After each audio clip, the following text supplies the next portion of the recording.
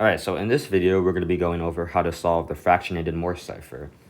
And this cipher is a Morse code based cipher, which is, we're given in the reference sheet a Morse code table, and we're supposed to use that to solve the cipher. And in my opinion, the fractionated Morse cipher is one of the hardest ciphers in Codebusters.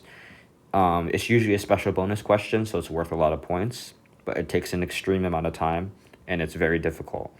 And unlike the nihilist and the checkerboard cipher that we covered already, the fractionated Morse cipher is more of a tricky one because there's no method to solve it. There's no guaranteed approach to solve it.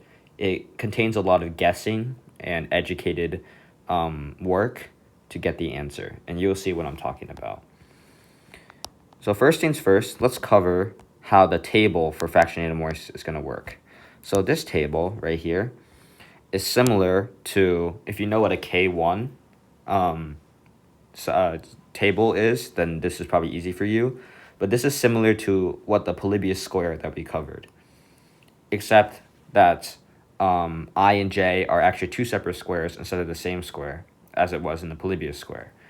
What I mean by this is we're going to have a keyword at the start, and then after the keyword, where we're going to start with from A and then go all the way to Z, skipping any letters we've already used. So for example, let's say our keyword was science. So we would say S-C-I-E-N, and then we would skip C and E because they're already used, and then we go from A to Z. So we go A, B, skip C, D, we skip E, F, G, H, then we skip I because it's already been used, J, K, L, M, then we skip N, O, P, Q, R, we skip S, T, U, V, W, X, Y, Z. So this is how the table is usually going to work, in that we have a keyword at the front, always at the front, and we go from A to Z, skipping any letters from the keyword originally. So now we're going to go over certain rules about the cipher. The first things first, each ciphertext letter corresponds to exactly 3 symbols. So the 3 symbols of Morse code is either a dot or a dash. The fractionated Morse introduces an X, which we're going to talk about here, but it's usually a dot or a dash. And what I mean by each ciphertext letter corresponds to 3 symbols is, let's say the first 3 symbols are dot, dot, dash, right? Then if we want to write more symbols, then that corresponds to the next letter. So it can be like dash, dot, dash, or dot, dot, dot, and stuff like that. So basically each ciphertext letter has exactly 3 symbols corresponding to it. The next part of the fractionated Morse cipher is that each letter is separated by an X. And what I mean by that is, let's say we have the first letter as an H, right? And H corresponds to 4 dots. So we write a dot, dot, dot, and then go to the next letter, dot. Remember, each ciphertext can only have 3 symbols. This corresponds to H.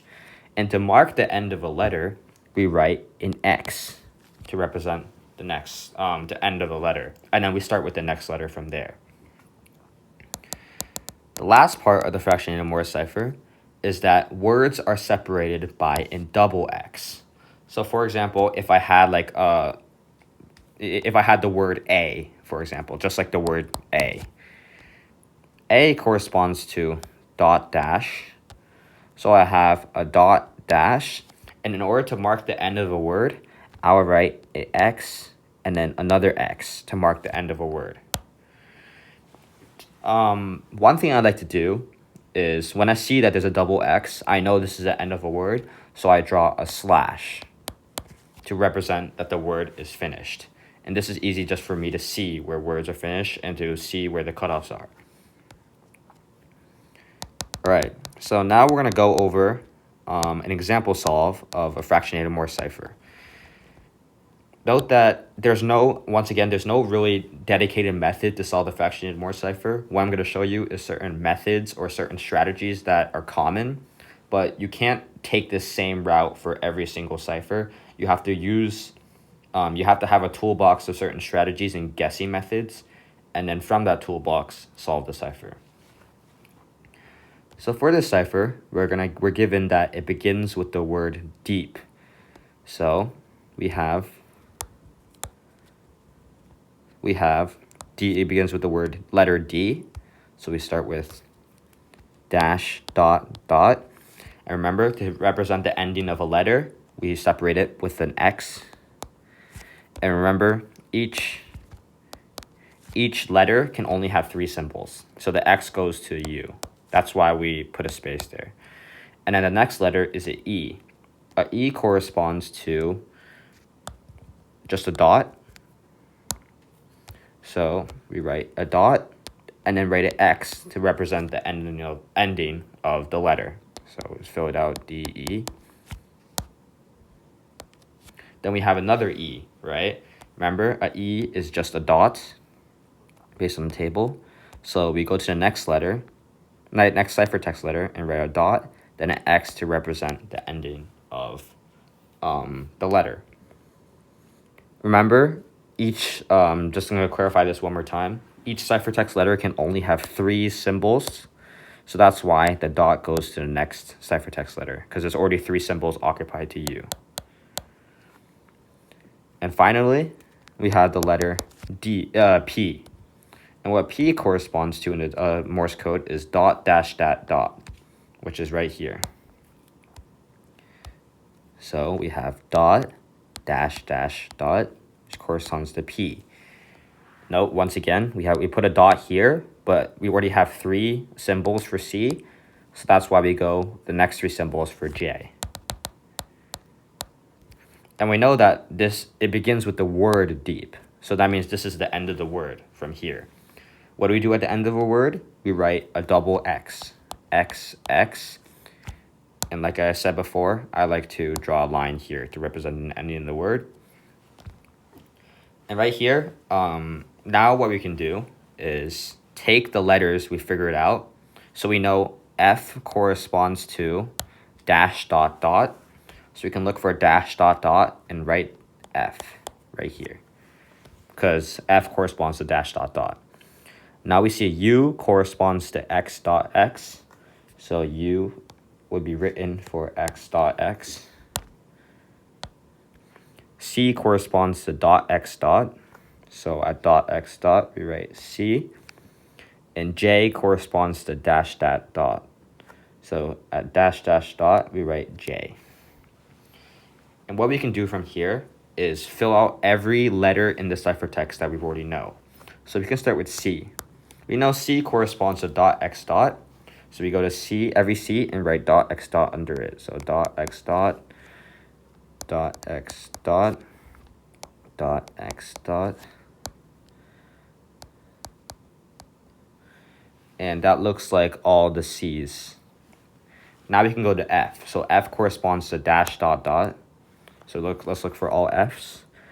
And there seemed to be one F right here. So dash dot dot. Then we go to J, which is dash dot dot. And we see this one J here, dash dash dot. And that's the only J. Now we can go to U, which is X dot X. And there seem to be no U's, so we don't have to fill out anything. From here, what we can do is fill out any sort of words, any single letters that we know that are guaranteed. One thing to know about Morse code is that the maximum amount of symbols for each letter is 4. So it's impossible for a letter in Morse code to have 5 symbols corresponding to it. We see that right here, there's already 4 letters.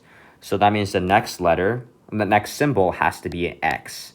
Because if it's any other symbol, a Morse code character is not possible. So right here has to be an X.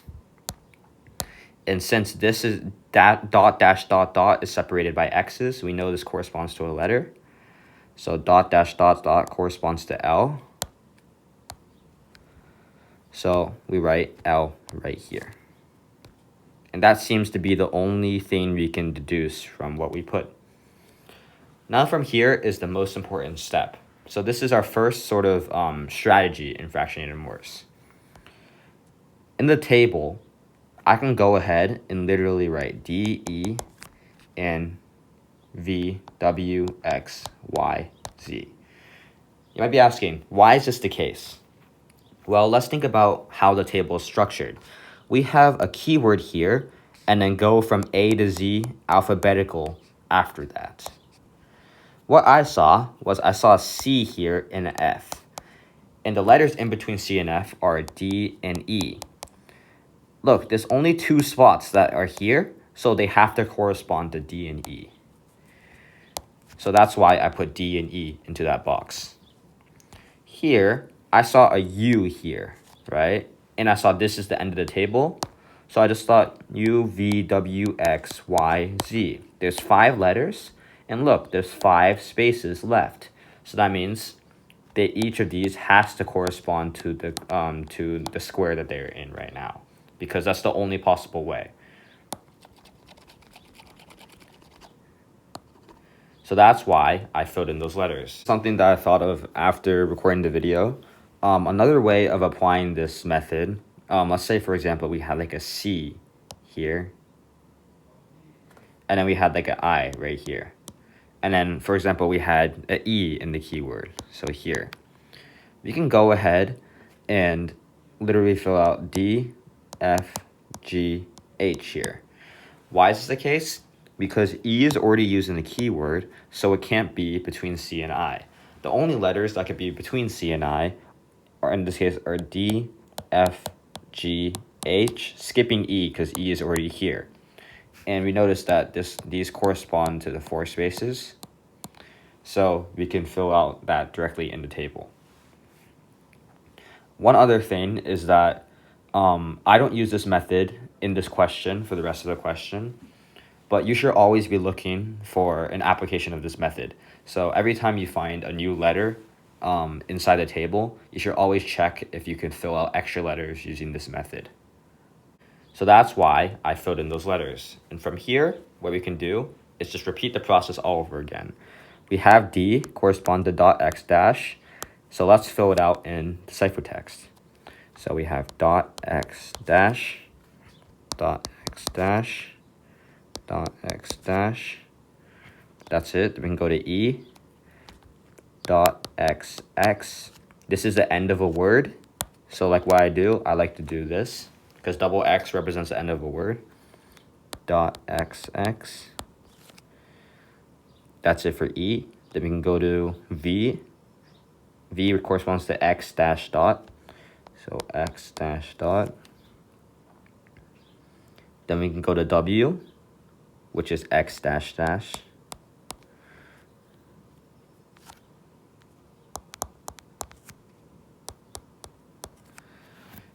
Then X, which is X dash X.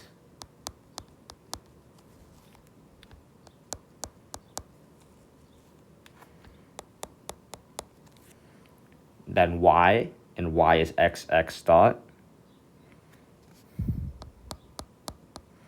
We see a double X, so we know that's the end of a word, which I like to mark with a slash. And that is all we can do. So from here, we can do what we did last time. See if we can deduce any letters. From here, we see there's a dash dot separated by 2 X's. So we know that this is a letter right here.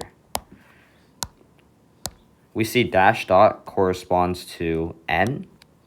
So that letter right there is an N. You can see here another dash dot enclosed by 2 X's, or 1 X and a double X, which means the end of the word. So this corresponds to a letter. Dash dot corresponds to G. So right here is G. From here, this is another letter because it's enclosed by X's. And this corresponds to T because a dash represents a T. That is the same thing for here. We note that This right here is another letter because it's enclosed by end of a word and an X. So that's going to be a letter. It's enclosed by X's. And we know just a dot is going to be an E because a dot in here is just the E. Same thing for here. This is also an E because it's just a dot in between an X and the ending of a word. So that's going to be an E.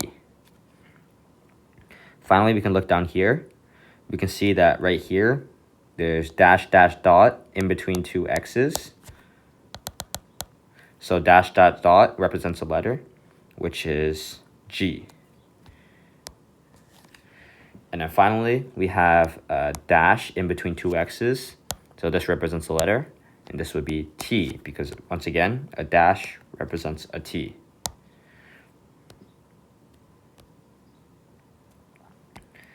Now, from here, what we can do is, this is the hard part. And what we have to do is sort of educate our guests through the cipher. One thing I notice is right here, which is NG, and at the end of a word. What do we usually see with NG at the end? ING, which is a common root, like doing, trying, crying, stuff like that. So I think that is going to be ING as the end of the word.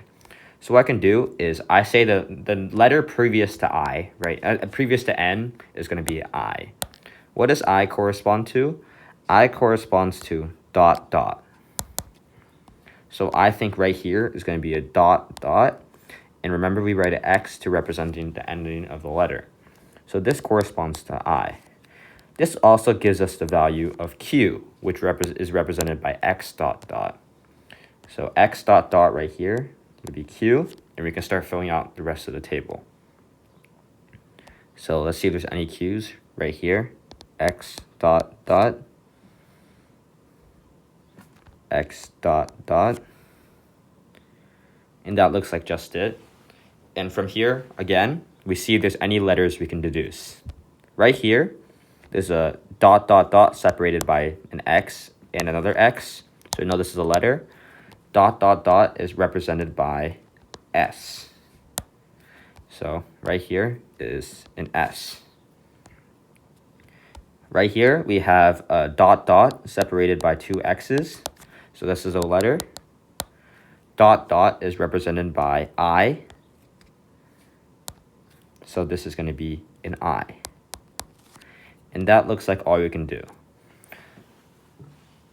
From here, do you see any sort of giveaways or any sort of words that you can possibly form? One thing that catches my eye is right here. We have L-I-G, some letter, and then T. What does this look like to us? I think it looks like light. So I think the letter here is going to be a H. We can verify this too. H corresponds to 4 dots, right? And we can see the next symbol is already a dot. So I think that this is going to be right, because then we can just fill out dot, dot, dot, and that corresponds to the letter H.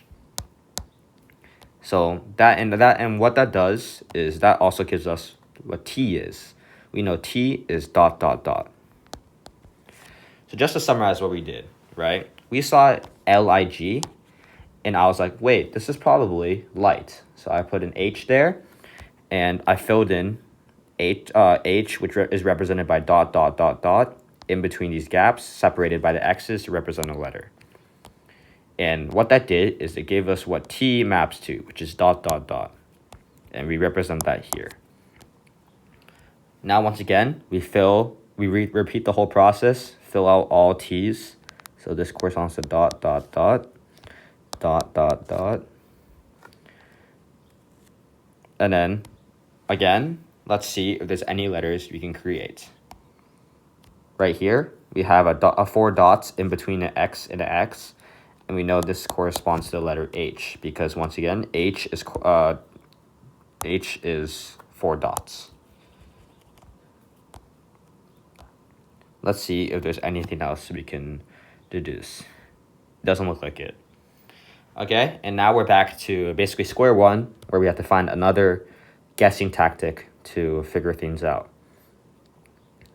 One thing that catches my eye is we have a sort of a short word right here, which is starts from here, E something something S. And we already have a sort of huge hint right here of what it could possibly be. We can use the tip that I gave before, that the Morse code letters can be maximum size of 4 symbols. This means that if we already have 3 letters right here, the X, there has to be an X in H, either in the second or the third spot. Now, why is this? Because let's say there wasn't an X. Let's say we have like a dot and a dot. Then there will be 5 symbols, which is not possible. So we have to have a X in either this in the middle position or in the last position. Let's look in the table. We see that H is in between here, right? So F, G, H, I. And we see that, look, this has an X in the last spot. This is probably a good guess of what H could be.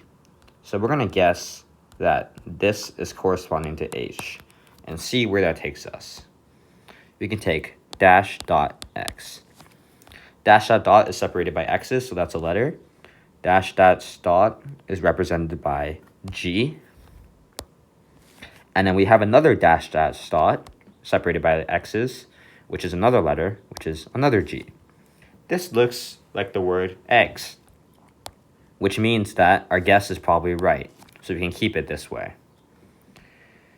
And there's really nothing we can do from here now that we've already saw. But what I see is that we have the word deep something eggs. What does this look like? Well, what do you do with eggs? Deep something eggs. I think this word corresponds to frying. So what I think is that the letter before I is going to be a Y. What does Y correspond to? Dash dot dash dash. So we can write that before I. And we can see that we already have a dash here that starts with, that we already have. So I think that this is probably the right answer. So we have dash dot dash dash corresponding to Y. And then we can go to R, which is corresponding to dot dash dot. We see there's a dot here, so that's another check that we know it's right. We get a dot and a dash dot, and then separated by X to representing the end of the letter. And then finally, we have the F. And F corresponds to dot dot dash dot, which is right here. So we can write dot dot dash dot represented by F, and we have this now. And what we can do now is that gives us a lot of sort of ciphertext letters. So we know B corresponds to dot dash dot. So we can write dot dash dot right here for B. Then we have S now, which is X dot dash. So you fill out S right here. We have D already. A corresponds to dot dash dash. So A is here at dot dash dash. And that is all we can have. And once again, we repeat the whole process where we fill in these new letters into the cipher and see if there's any letters that we can form. So let's start with B. Right? B corresponds to dot dash dot. So here, dot dash dot. That looks like the only B. Then we go to A. There looks like to be no A's. And now we can go to S. So S is X dot dash. So from here, X dot dash. And that's it. And let's see if there's any letters we can form. We have right here, dot dot dash dot between two X's. Dot dash dot dot corresponds to the letter F. So right here is the letter F. Right here is a dot dash dot in between two X's. This represents a letter. Dot dash dot is represented by an R here. And that looks like all we have.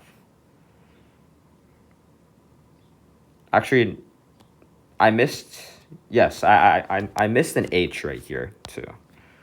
So I just noticed that. So this corresponds to dash dot X because we have an H right here already. And this corresponds to an ending of a word because there's a double X. And now what we can do is sort of see if there's, we go through the whole process again. Let's see if there's anything we can guess or anything that looks like we can sort of tackle. What I see is we have another short word right here. Note that I'm always saying short word because these are usually the things that I can look for to make guesses. We see that if we find I, we can make this word. So I is probably a good letter to guess on.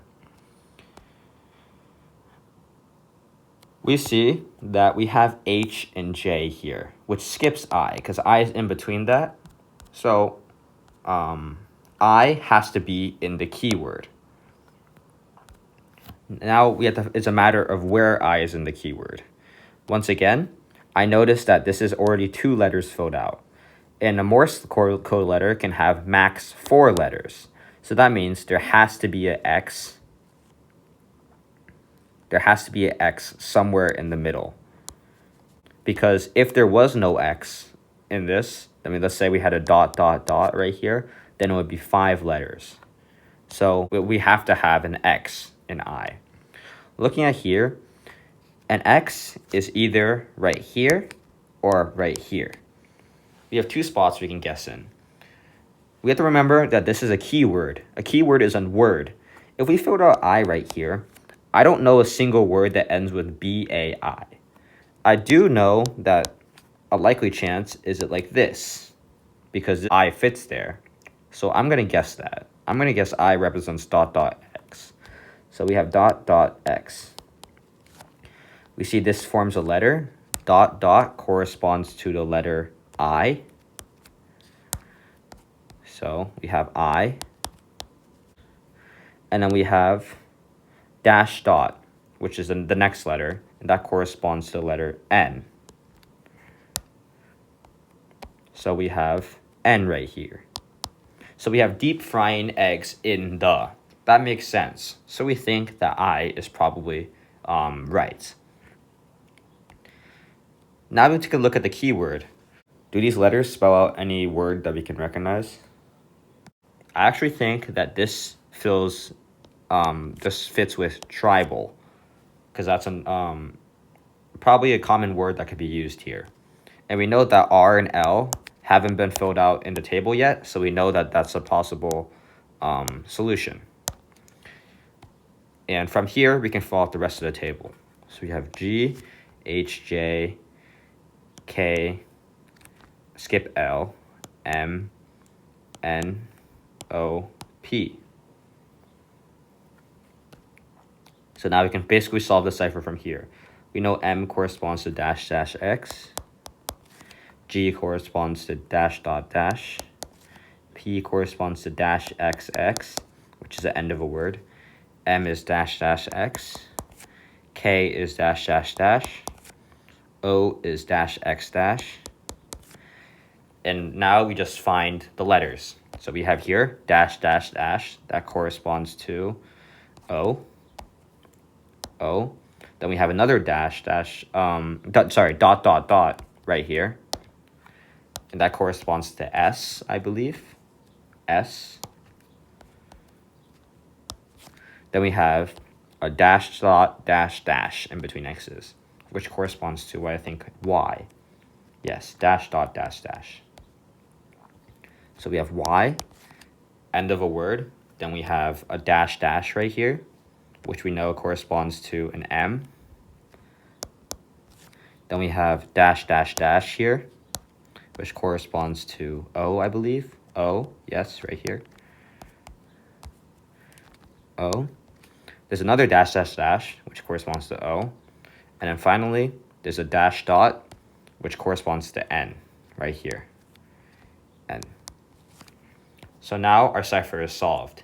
The answer is deep frying eggs in the frosty moonlight.